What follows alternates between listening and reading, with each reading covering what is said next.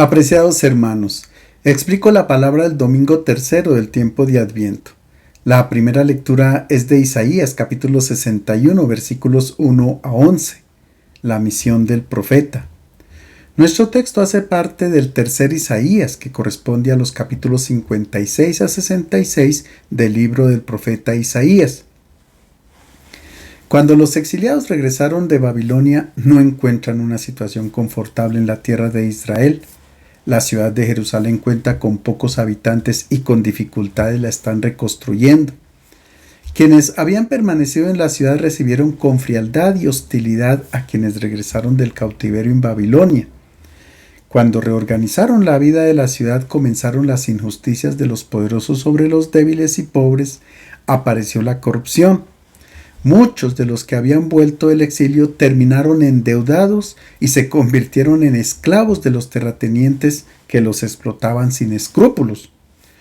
En este contexto, cuando el pueblo está desanimado y sin esperanza, aparece un profeta anónimo que ejerce su ministerio en Jerusalén y que anuncia la intervención de Dios para liberar a los pobres, los oprimidos, los débiles y los marginados. Esta es una buena noticia que produce alegría. El Espíritu del Señor está sobre mí porque el Señor me ha ungido. Me ha enviado para dar una buena noticia a los que sufren, para vendar los corazones desgarrados, para proclamar la liberación a los cautivos y a los prisioneros la libertad, para proclamar el año de gracia del Señor.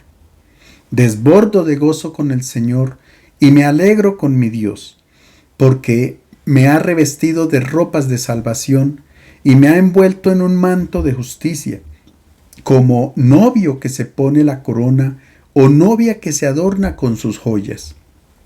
Como el suelo echa sus brotes, como un jardín hace germinar sus semillas, así el Señor hará brotar la justicia y su fama frente a todos los pueblos. El profeta inicia narrando el origen de su vocación y misión. Él ha sido ungido por el Señor y en consecuencia su espíritu está presente en él y lo impulsa a ejercer la misión que consiste en el servicio de la palabra. Él no tiene armas, ni dinero, ni poder político para imponerse, solo la fuerza de la palabra de Dios. Él es portador de una buena noticia, es decir, de un evangelio para quienes sufren, tienen sus corazones desgarrados o están cautivos o prisioneros. Estas personas no tienen por qué perder el ánimo. Dios no los ha olvidado. Su palabra se cumplirá eficazmente. En nuestro pasaje el profeta anuncia un año de gracia, es decir, un año de jubileo.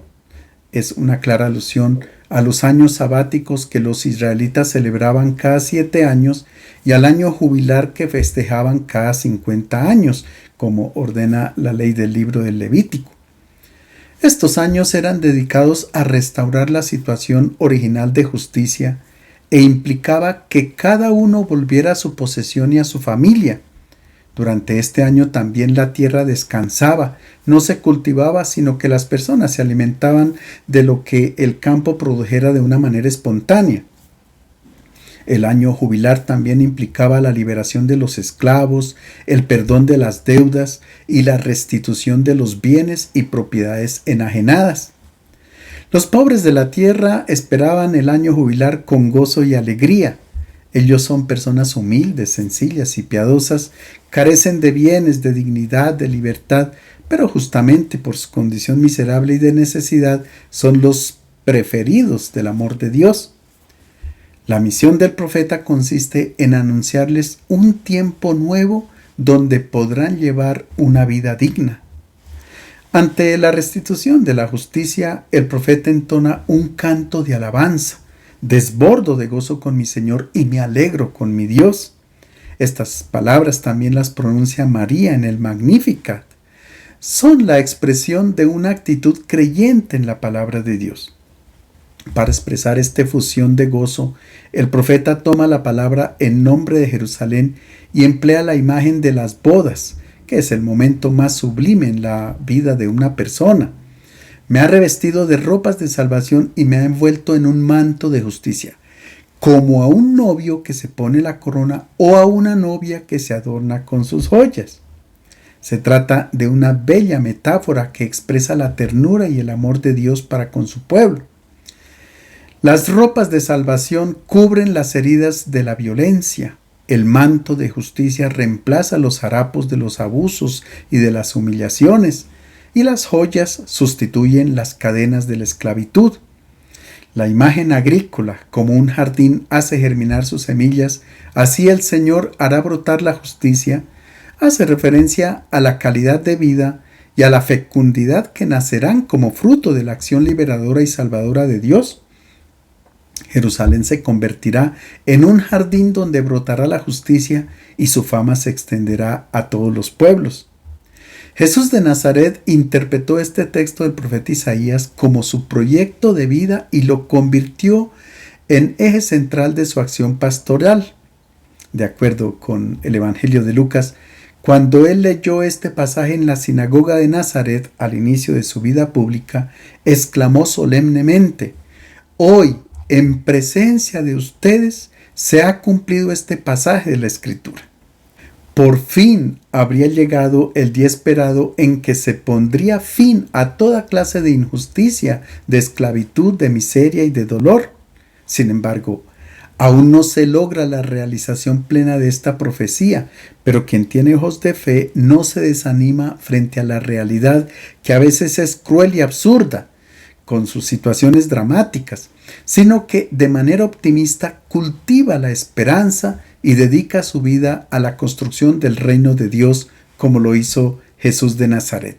La segunda lectura es de la primera carta a los Tesalonicenses, capítulo 5, versículos 16 a 24. Algunas recomendaciones para la comunidad cristiana. Tesalónica estaba ubicada sobre un puerto marítimo en el Golfo de Salónica y era la ciudad más importante de Macedonia, al norte de Grecia. Probablemente en el invierno del año 50 Pablo llega a esta ciudad acompañado de Silvano y Timoteo. De acuerdo con el libro de los Hechos de los Apóstoles, en Tesalónica se desató un alboroto provocado por los judíos y los apóstoles tuvieron que abandonar rápidamente la ciudad sin haber tenido el tiempo de exponer ampliamente el Evangelio y pensaban que sería difícil que surgiera allí una comunidad cristiana. Sin embargo, no fue así. Por el contrario, en Tesalónica floreció una comunidad cristiana que caminaba sólidamente y que se convirtió en modelo de fe, de esperanza y de caridad. Los cristianos eran capaces de enfrentar las tribulaciones con amor y gozaban de buena estima entre los paganos, por su ejemplo, como bautizados. Todos recordaban a Pablo con alegría y agradecimiento por haberles predicado el Evangelio. Nuestro texto es la parte final de la carta, en donde el apóstol hace algunas exhortaciones que deben caracterizar la vida de la comunidad mientras llega el Señor. Estén siempre alegres, oren sin cesar, den gracias por todo. Eso es lo que quiere Dios de ustedes como cristianos. No apaguen el fuego del Espíritu, no desprecien la profecía. Examínenlo todo y quédense con lo bueno.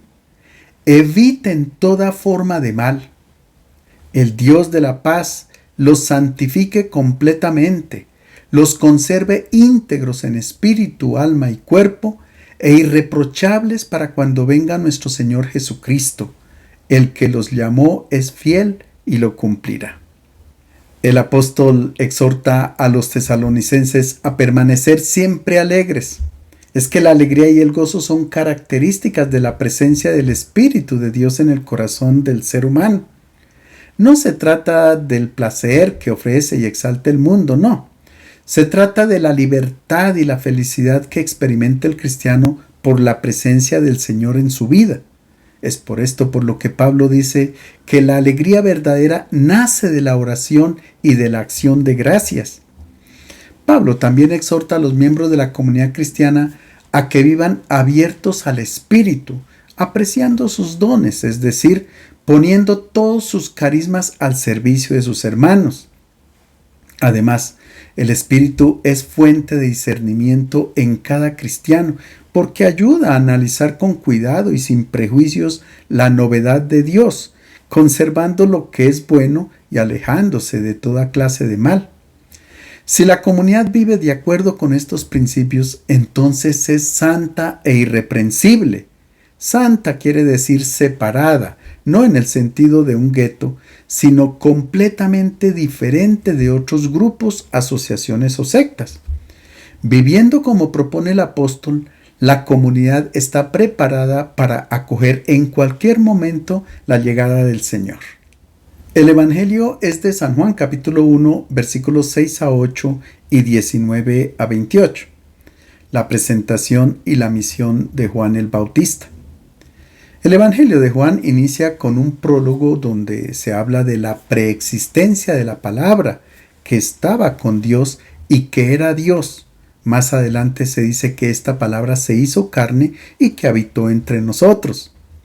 En el versículo 6, el prólogo interrumpe su género literario poético para introducir de manera narrativa a la persona de Juan el Bautista. Son los versículos 6 a 8, la primera parte de nuestra lectura.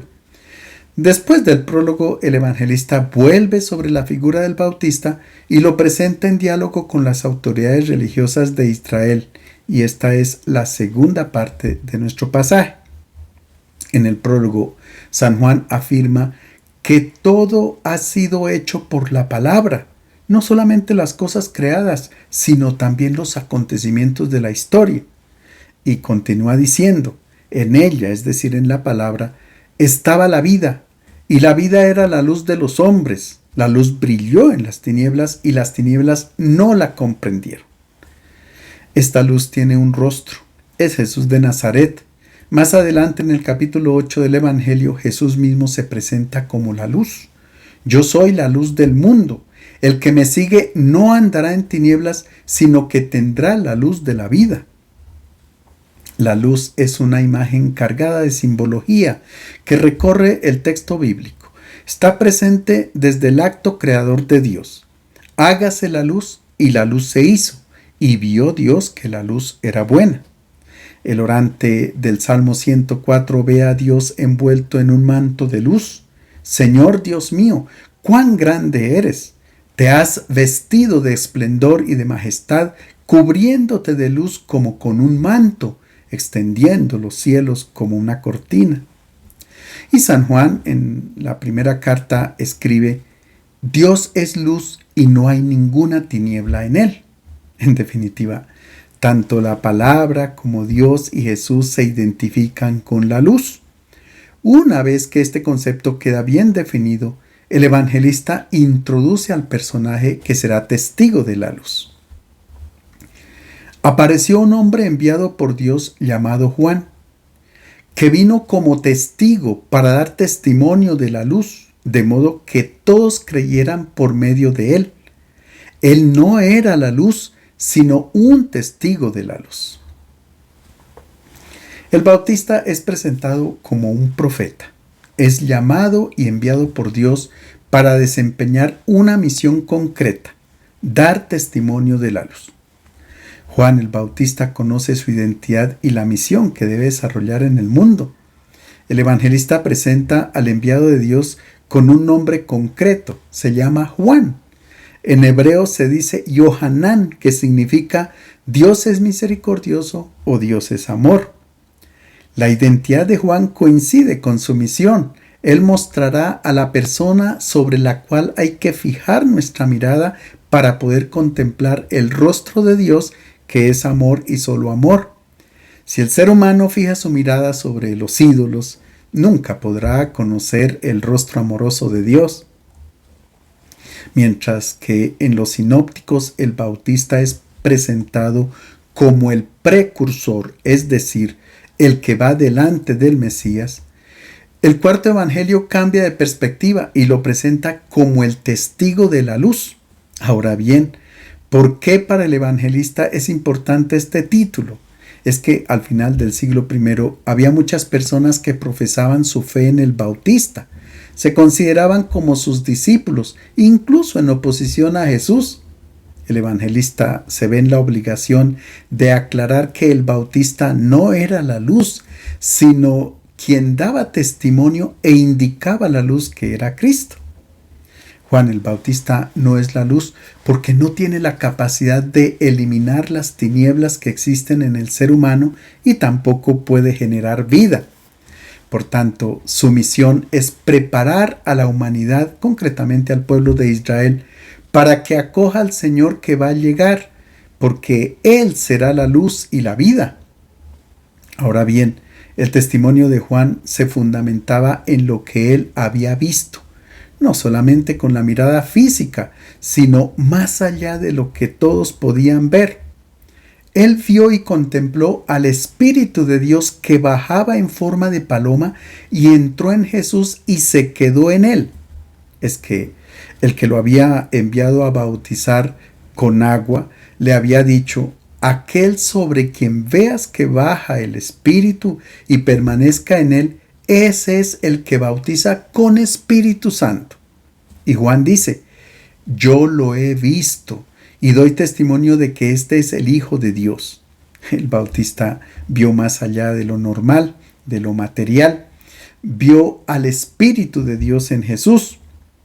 Si nosotros miramos a Jesús únicamente con los ojos físicos, lo vemos como un personaje importante de la historia, muy famoso por cierto, y no tendríamos necesidad de dar testimonio de él. Solo si contemplamos el Espíritu de Dios presente en Jesús, entonces damos testimonio de él como lo hizo el Bautista. Escuchemos ahora en qué consiste el testimonio. Este es el testimonio de Juan cuando los judíos le enviaron desde Jerusalén sacerdotes y levitas a preguntarle quién era. Él confesó y no negó, confesó que no era el Mesías. Le preguntaron: ¿entonces eres Elías? Respondió: no lo soy. ¿Eres el profeta? Respondió: no. Le dijeron: ¿quién eres? Tenemos que llevar una respuesta a quienes nos enviaron. ¿Qué dices de ti? Respondió: yo soy voz del que grita en el desierto, enderecen el camino del Señor, según dice el profeta Isaías. El historiador judío Flavio Josefo, que nació unos 7 años después de la muerte de Jesús, califica a Juan como un hombre bueno, que exhortaba a los israelitas a vivir una vida recta y a tratarse recíprocamente con justicia.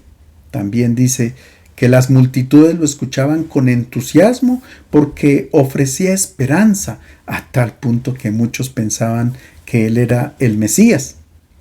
Y como la luz incomoda la tiniebla, las autoridades de Jerusalén estaban preocupadas por la presencia del Bautista, porque recordaban las palabras del profeta Miqueas a los jefes de Israel y a los dirigentes: ustedes odian el bien y aman el mal.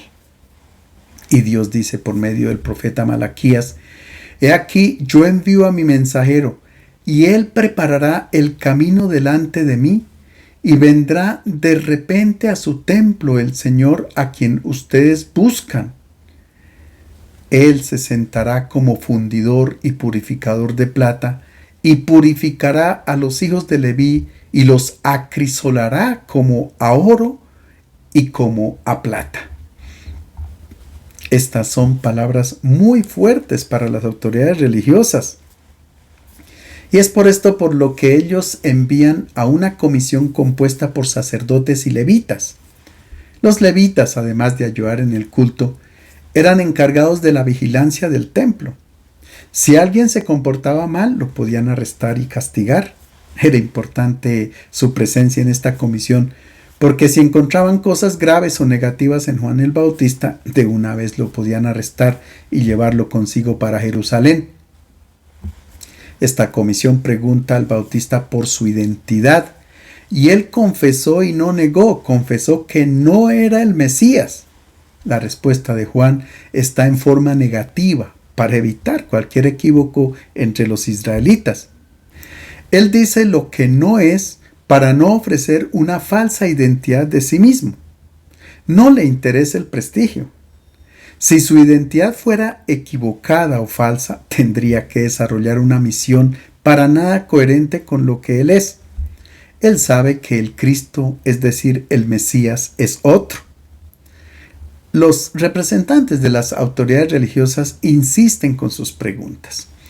Entonces, ¿eres Elías? Respondió: no lo soy. ¿Eres el profeta? Respondió: no. De acuerdo con el segundo libro de los Reyes, Elías fue asunto al cielo en un carro de fuego y todos esperaban su retorno antes de iniciar el mundo nuevo, como dice el Señor por medio del profeta Malaquías.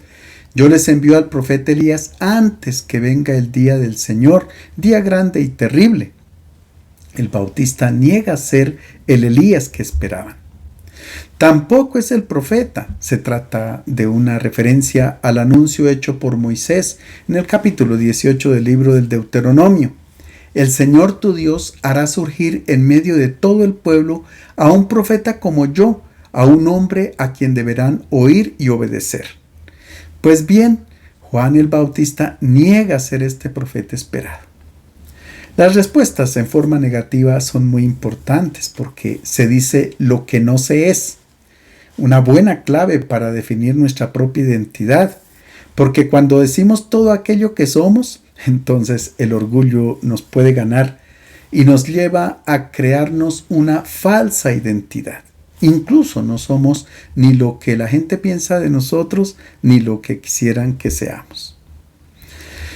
Como los mensajeros necesitan llevar una respuesta a las autoridades religiosas de Jerusalén, preguntan a Juan, ¿qué dices de ti mismo?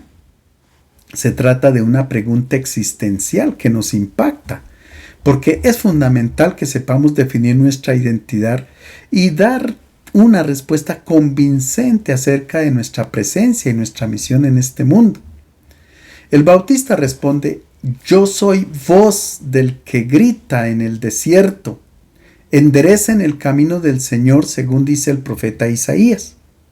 Su identidad está en perfecta relación con su misión. Él no se identifica con la palabra, sino con la voz que está al servicio de la palabra. La voz no tiene rostro, es anónima y pasa desapercibida.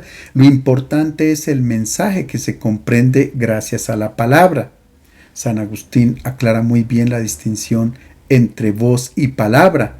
Dice, Juan era la voz, pero el Señor es la palabra que en el principio ya existía. Juan era una voz provisional. Cristo desde el principio es la palabra eterna. Quita la palabra y ¿qué es la voz? Si no hay concepto, no hay más que un ruido vacío. La voz sin la palabra llega al oído, pero no edifica el corazón. La voz está al servicio de la palabra. Cuando desaparece la voz, queda únicamente la palabra, es decir, el Bautista, una vez que cumple su misión, se hace a un lado, como él mismo dice en el capítulo 3 del Evangelio de Juan. Es necesario que él crezca y que yo disminuya.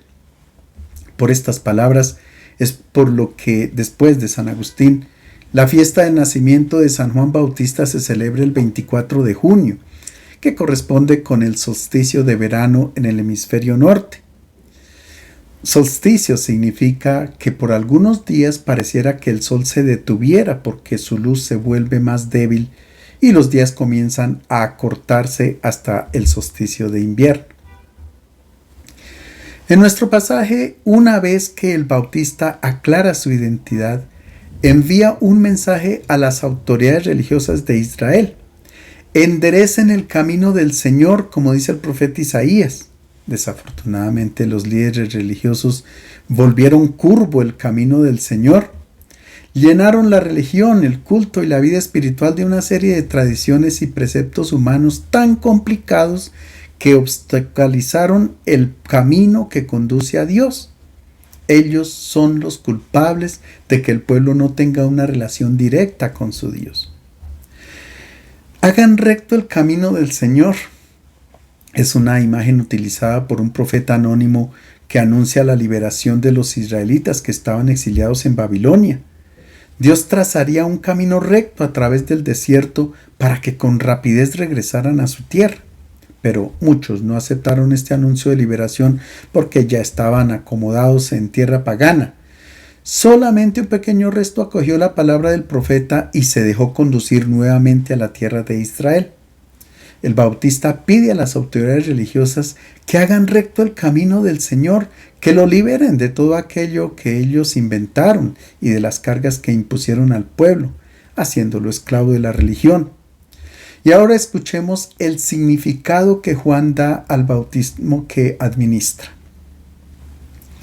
Algunos de los enviados eran fariseos y volvieron a preguntarle: si no eres el Mesías, ni Elías, ni el profeta, ¿por qué bautizas? Juan les respondió: yo bautizo con agua. Entre ustedes hay alguien a quien no conocen, que viene detrás de mí, y yo no soy digno de soltarle la correa de su sandalia.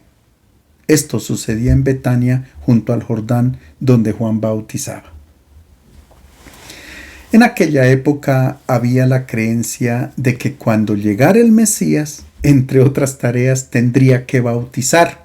De ahí la pregunta que le formula el grupo: si no eres el Mesías, ni Elías, ni el profeta, ¿por qué bautizas? En otras palabras, ¿cuál es el sentido del bautismo que administra Juan? Y él responde con mucha claridad: mi bautismo es en agua, muy distinto al del Mesías. La inmersión en el agua era un símbolo relativamente frecuente en el judaísmo. Se utilizaba como rito de purificación, por ejemplo, cuando un enfermo era curado de su enfermedad, o para significar el cambio de estado de vida, por ejemplo, el paso de una situación de esclavitud a una situación de libertad. Y para los prosélitos significaba el abandono de las prácticas y creencias paganas y la adhesión al judaísmo. El bautismo de Juan significaba un cambio radical de vida, es decir, un cambio de mentalidad. Se trataba de tomar conciencia de que aún se vive en las tinieblas y se tiene necesidad de la luz. Los fariseos no acudían al bautismo de Juan porque estaban convencidos de poseer la luz plena, al igual que las autoridades religiosas de Jerusalén. En cambio, toda la población salía para el río Jordán, donde Juan estaba bautizando. El lugar donde Juan bautizaba era en Betabara, que significa la casa del paso o del vado, es decir, la parte más superficial del río por donde se puede cruzar sin peligro. Este lugar es muy importante porque por ahí el pueblo de Israel atravesó el Jordán cuando venía de la esclavitud en Egipto. Por tanto, el Jordán establece el límite entre la tierra pagana y la tierra santa. Si los israelitas que habitaban la tierra prometida salen hacia donde está Juan, hacia el Jordán, es porque hay un éxodo, pero en sentido contrario.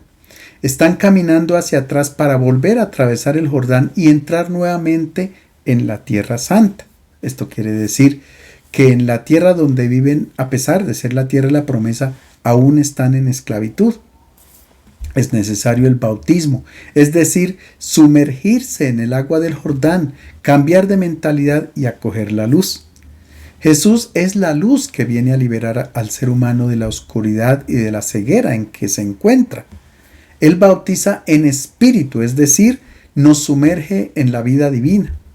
Finalmente, el bautista aclara la relación con el Señor que viene detrás de él.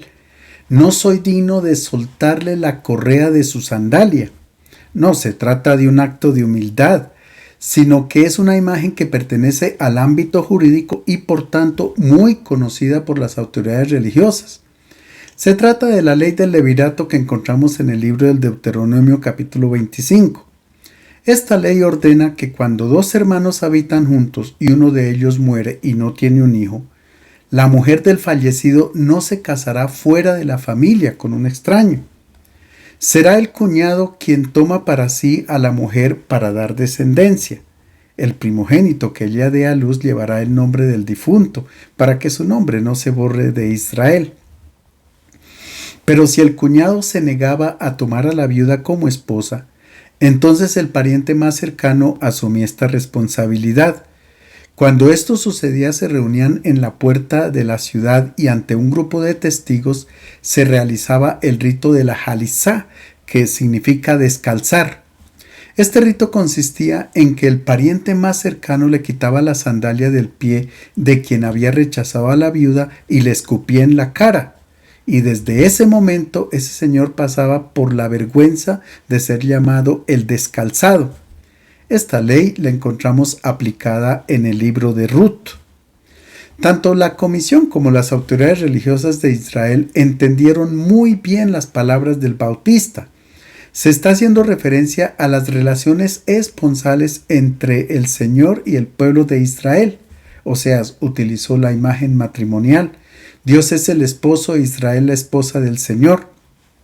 Pero la esposa del Señor se ha alejado y ha quedado infecunda. El Bautista ahora no tiene ningún derecho para quitar la sandalia del Mesías, es decir, para tomar su puesto y generar descendencia. Él no se puede apropiar de la esposa porque es únicamente el amigo del esposo.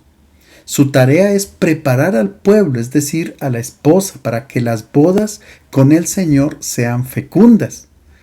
Si nosotros tomamos conciencia de estar todavía cubiertos por la tiniebla, sumergidos en la esclavitud, porque aún no conocemos a Cristo o porque nos hemos alejado de Él, entonces es tiempo de acoger al Señor que viene.